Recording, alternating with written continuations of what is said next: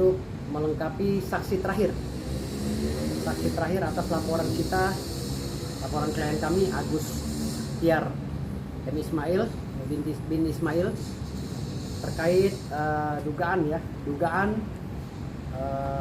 pelanggaran pasal ya dalam Undang-Undang ITE yang diduga dilakukan oleh akun ya, sekali lagi akun Marcel Radival 1 dan Marcel Radival.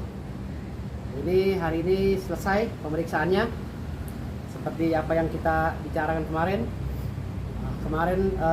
Saudara Raka ini kemarin dia berhalangan hadir minggu kemarin, makanya kami tunda dan hari ini kita tunaikan panggilan Polres Metro Jakarta Selatan yang bagaimana bisa nanti dijelaskan oleh saudara Raka, dan insya Allah untuk laporan kita terhadap Dr. Richard Lee minggu depan akan menyusul panggilan saksi-saksi. Berarti sudah lengkap, mungkin seminggu ini atau 2 minggu ke depan Marcel akan dipanggil. Sudah lengkap semua kita berkas. Bang Raka Tadi saya dimintai keterangan untuk sejauh mana mengetahui permasalahan tentang akun sulap merah dan kronologis sebab akibat kenapa kita mengajukan Pak Firdaus ini sebagai pengacara saat itu. Sejauh mana saya mengetahui tentang kronologis seperti itu, ya saya bilang kalau saat itu saya di situ sebagai tamu hadir melihat ada tentang gambar film Instagram, saya nggak kenal apa sulap merah, tapi di situ ada kata-kata hukum ya, katanya kalau nggak itu ya cabul, seperti itu yang saya dengar. Terus dia sebagai dari kacamata hukum melihat melengkapi, oh ternyata, terus saya bilang kalau memang itu ada unsurnya ya coba didiskusikan, dikonsul ke pihak Polres Jakarta Selatan. Beliau lebih mengerti lah, Pak Firdaus Owibowo ini pengacara Owibowo ini pengacara Koboy, pengacara Joker ini lebih mengerti dan paham tentang hukum. Kalau saya nggak ngerti, salah-salah ngomong nanti jadi saya malah menyakiti perasaan orang, menyinggung perasaan banyak orang, dipelintir-pelintir jadi masalah baru.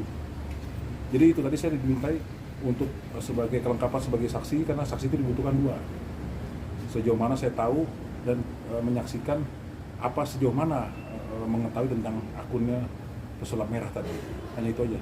Setelah itu saya buat, setelah itu sesuai dengan SOP-nya penyidik, biar nanti kelanjutannya beliau lebih paham sebagai pengacara saya.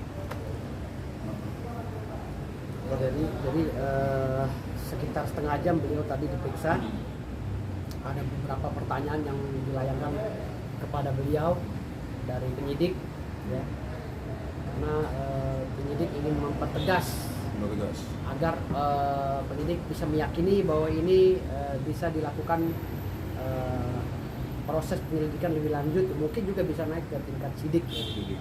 Maka dari itu hari ini kita melengkapi saksi-saksi terakhir ya, dengan beberapa saksi-saksi sebelumnya, dan barang bukti dan alat bukti juga kita lampirkan ke pihak penyidik. Dan alhamdulillah prosesnya begitu lancar. Tertunda kemarin karena memang saudara Raka ini berhalangan ya karena sakit. Karena musim flu ya. Flu demam tinggi. Jadi ya alhamdulillah sekarang sudah sehat kembali, dan laporan ini sudah memenuhi panggilan, dan mungkin minggu depan kita akan lanjut lagi dengan laporan kita yang lain ke Dr. Richard Lee. Gitu. Jadi kita untuk Marcel sudah kita lepas ke penyidik, tinggal penyidik sekarang dengan Marcel minggu depan silakan membawa bukti-buktinya sesuai dengan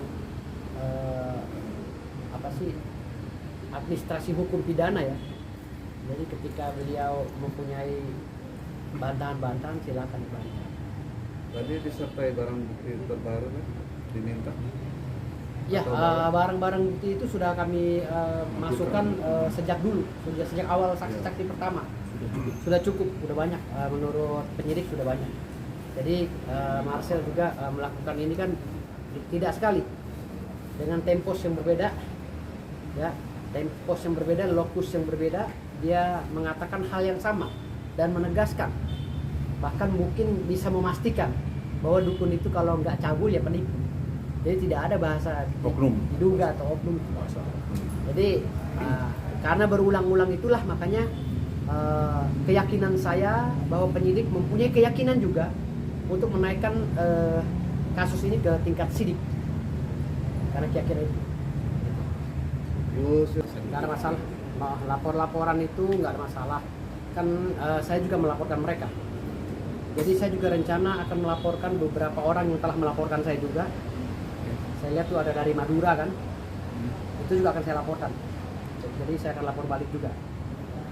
Kan saya sedang menangani kasus. Itu kerjaan saya, profesi saya yang tidak boleh orang masuk. Saya sedang melakukan hak jawab sesuai dengan kuasa substitusi dari klien saya.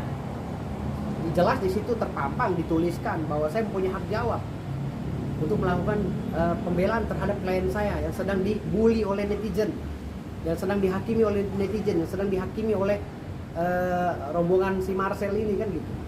Artinya itu sudah secara substitusi saya diberikan dan tidak ada alasan lagi orang-orang itu mau masuk ke dalam ranah itu, ya. Jadi jangan coba-coba, saya bilang orang-orang itu jangan coba-coba masuk, apalagi berkaitan dengan ajas nebis in idem. Laporannya sama, dengan perkara yang sama, dengan pasal yang sama, dengan peristiwa hukum yang sama, itu nebis in idem, nggak bisa dilaporkan dengan walaupun jutaan manusia, tapi kalau pasalnya sama, objeknya sama, perkaranya sama, masalahnya sama, mohon maaf, itu nyari penyakit. Makanya saya bilang, ini akan saya laporkan lagi beberapa orang. Ya, saya lagi mencari, saya lagi koordinasi dengan tim saya di Madura sana. Saya sudah telepon anggota saya di Madura. Cari, ini siapa yang melaporkan saya? Lihat nomor laporannya mana. Itu akan saya lapor balik. Siapapun, mau siapapun, saya nggak peduli. Karena dibilang menistakan agama, mohon maaf, saya sangat mencintai agama saya, agama Islam. Terlebih Nabi saya, Nabi Muhammad SAW. Saya mencintai Allah Subhanahu Wa Taala, mencintai agama saya. Bahkan saking cintanya ketika Nabi Muhammad SAW dihina oleh pendeta murtad Saifuddin Ibrahim, saya melaporkan duluan sampai dia jadi tersangka. Itu bukti kecintaan saya kepada Islam. Artinya ketika saya berbicara, ya, bahwa orang yang tidak mempercayai adanya dukun itu syahadatnya bisa batal atau batal, itu menurut penafsiran saya.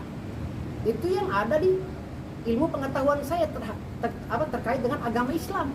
Jadi tidak boleh orang masuk dalam ranah itu. Itu keterbatasan saya dalam menafsirkan agama Islam. Jadi ketika ada kiai, ada asatid, ada mahasiswa yang mengerti tentang Islam, ajari saya di mana letak kesalahan saya. Jangan langsung justifikasi, apalagi memprovokasi untuk menangkap saya lah ini itu. Makanya mahasiswa kemarin itu mengaku akan menurunkan ribuan mahasiswa katanya. Ternyata yang datang cuma 2 gelintir, 2 ekor ke Polda Metro Jaya dengan laporan yang sama dengan Acong Latif. Ya. Nah, inilah yang saya bilang tadi di sini, saya tidak akan segan-segan. Saya sedang utus anggota saya ke Madura. Anggota saya kan ada di Jawa Timur, ya, di Madura juga ada, di Bangkalan, di mana semua saya suruh selidik. Ini pemuka agama yang ngaku-ngaku membela Islam nih siapa? Kalau laporannya sudah saya ketemukan, saya lapor balik. Jadi jangan bawa-bawa pemuka agama di sini. Kalau versi saya Islam ya seperti itu. Ketika Marcel Radifal berbicara bahwa ada kiai atau ustadz atau siapapun yang bisa melihat jin, berarti keluar dari Islam lah. Ya, dipastikan keluar dari Islam. Nah, itulah jawaban, itulah makanya saya balas lagi gitu loh. Itu kan dalam ranah kuasa. Dalam ranah saya dalam menjawab pernyataan Marcel yang ada di podcastnya Richard Lee. Lantas pernyataan saya itu dipotong-potong, digunting-gunting oleh oknum, dijadikan barang bukti atau alat bukti untuk melaporkan saya dan mencelakai saya. Ya saya nggak bisa terima. Apapun saya lawan. Saya sudah mengutus orang untuk Madura mencari di Polres mana mereka laporin saya. Cari. Nah, setelah itu mereka kirim hasil laporannya, saya lapor balik. Ini nggak ada cerita. Lalu berbicara masalah Islam, Islam itu rahmatan lil alamin. Islam itu sejuk. Apalagi mengetahui bahwa ini saudaranya sama-sama Islam.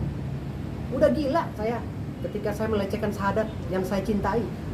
Udah gila saya. Gak usah dilaporin, bila perlu dipancung saya di Monas. Ya. Kalau saya melecehkan agama saya. Saya begitu cintanya dengan Nabi Allah Muhammad SAW. Gitu loh.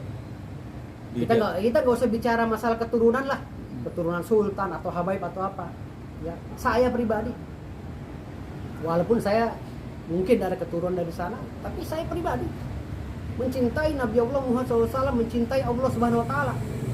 Makanya saya bilang orang yang tidak percaya pada adanya dukun, ya, maka syahadatnya batal. Itu maksud saya orang itu harus tahu apa yang dicantumkan dalam hukum Islam dan rukun Islam dan rukun iman.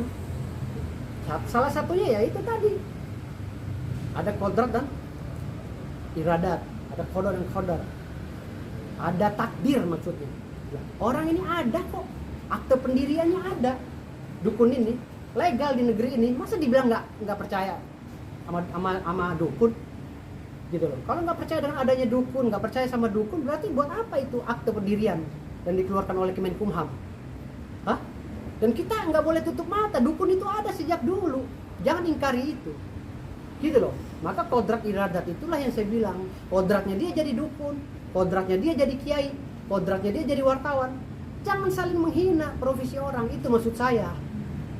Kodratnya dia untuk menjalankan supranatural, spiritual, melakukan ritual goib apa segala. Kodratnya dia, jangan kamu menjustifikasi. Itu bagian daripada profesi orang gitu loh. Itu yang saya maksud, syahadatnya batal, bukan berarti dia keluar Islam ya. Batal itu artinya syahadat ulang dah. Syahadat ulang aja, kan nggak berat syahadat ulang kalau memang orang Islam itu nggak egois. Syahadat ulang saya juga nggak apa-apa kalau disuruh syahadat ulang kalau memang saya salah, gitu loh. Tapi kalau ketika mereka tidak menegur saya dengan cara Islami, malah membenci saya seakan-akan saya ini orang galil adab, ya kan, menghina Nabi saya, mohon maaf. Kamu waktu Saifuddin Ibrahim melecehkan Nabi kamu, diam semua nih se-Indonesia. Saya yang laporin. Hah? Jam 2 malam saya datang ke Polres, saya ngelaporin. Hah? Beberapa hari kemudian saya demo Mabes Polri. Gak usah lah ngomong pembelaan terhadap Islam. Kamu ibadahnya belum tentu bener kok, sok-sokan. Gitu. Jadi kalau bicara masalah Islam, nggak usah ukur saya. Gitu loh. Saya udah cinta pada agama saya. Gitu. Boleh.